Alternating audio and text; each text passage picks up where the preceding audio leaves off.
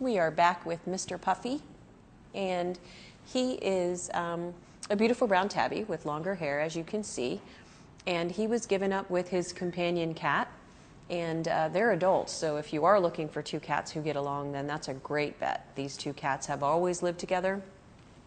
Mr. Puffy is 2 years old, and they were given up because their owner had a breakup of their family, change in lifestyle, did not feel like he could keep the cats. And one of the hardest things about those happenings when families change their living circumstances is it usually ends up moving, involving a landlord, selling a home.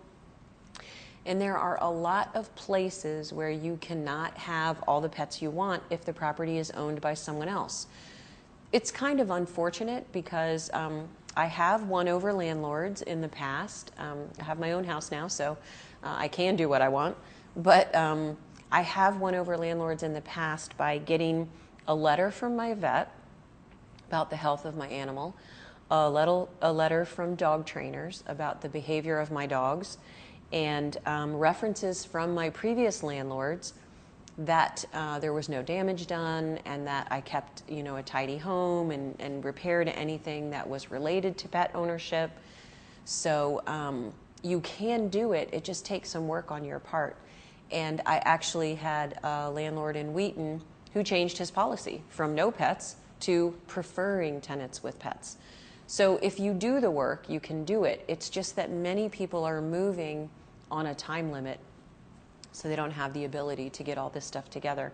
But I do recommend that you get a pet resume together of all of that information, the health records of your pet, previous landlord's recommendation, and if you can't get that, you can always get a roommate's recommendation that your pet wasn't a problem, that you took good care of your pet.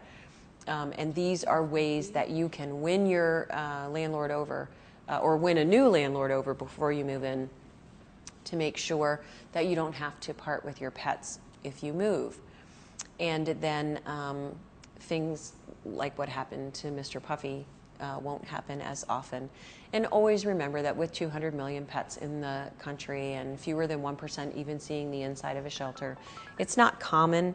It's just something that you definitely want to think about, because they don't have any power to fix their problem. They need people to do it for them.